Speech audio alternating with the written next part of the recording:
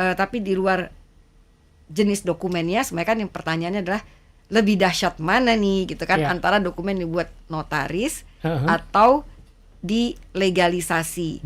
Nah, sebenarnya kehadiran notaris ada di dua bentuk tersebut. Ada di dua bentuk gitu, Mas.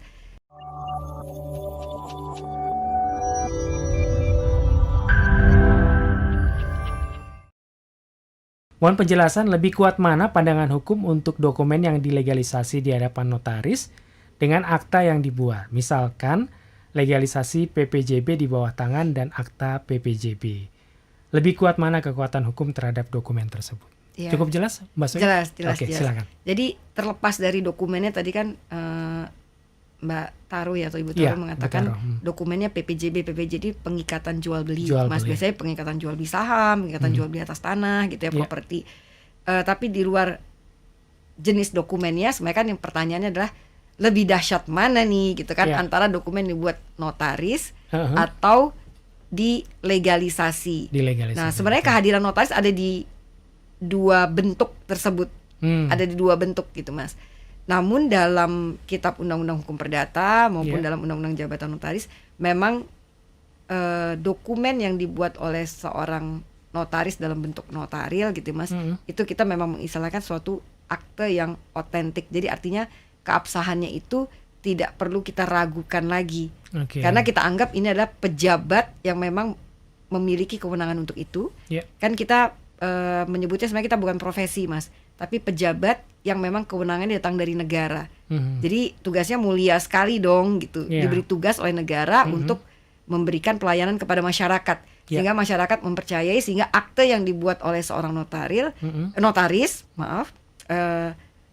kelasnya itu adalah dianggap sebagai akte otentik yang keabsahannya udah nggak perlu kita ragukan lagi gitu. Kalau memang mau dibuktikan sebaliknya ya silakanlah pihak-pihak yang membuktikan. Tapi begitu kita bawa akte notaril, kita menganggap bahwa itu harus kita asosiasikan bahwa itu memang adalah akte otentik gitu ya, Mas. Otentik ya. Nah, sedangkan tadi legalisasi ini memang dibuat juga oleh notaris, Mas, di hadapan notaris juga ditandatanganinya. Maaf, kata-kata saya salah, bukan dibuat oleh notaris.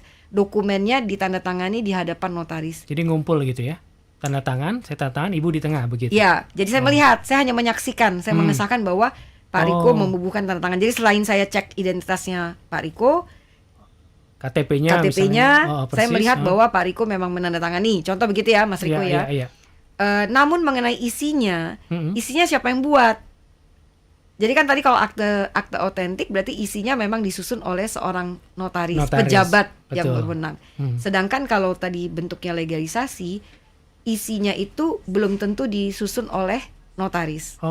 Bisa disusun oleh para pihak. Yang dimintakan adalah pengesahan tanda tangan. Nah, ada lagi satu bentuk dokumen legalisasi, Mas, yang notarisnya membacakan isinya. Dibacakan. Jadi contoh ya, Mbak Taruh. Jadi kalau kita bicara kekuatan gitu, nanti itu akan dinyatakan oleh notarisnya bahwa dia membacakan isinya. Contoh, Mas, saya ingat bahwa ada seorang direktur yang bolak-balik datang ke kantor saya karena mereka lagi bersengketa di pengadilan, bukan di Indonesia, tapi di pengadilan di luar negeri.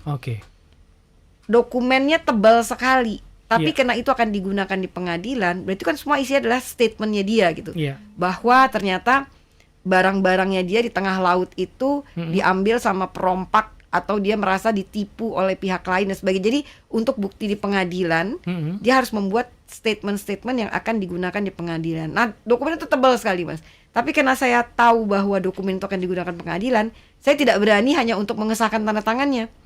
Karena artinya si hakim nanti akan meriksa kan, hakimnya di luar akan meriksa satu persatu, ini statementnya ini dokumen-dokumen pendukung dan statement itu menjadi relevan atau tidak. Betul ya. Sehingga tugas kita kok jadinya berlebih banget gitu ya, jadi membaca isi dokumen tersebut dan termasuk juga mencocokkan bukti-bukti yang dia sebut, direferensikan di dokumen tersebut, hanya karena kita tahu dokumen tersebut akan digunakan di pengadilan.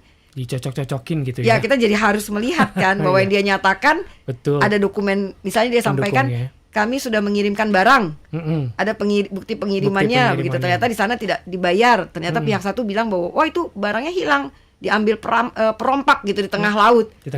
kita kan misalnya merasa loh, kan barangnya sudah saya kirim, harusnya kamu tetap membayar dong dan lain sebagainya. Itu kan namanya sengketa bisa begitu ya Mas Dinamikanya, ya. Dinamikanya. Nah, dengan dokumen sejenis itu tidak akanlah seorang notaris, saya rasa tidak akan seorang notaris akan melepas hanya untuk tutup mata, tidak melihat isinya dan mengesahkan tanda tangan, karena kita bisa nggak tahu isinya apa.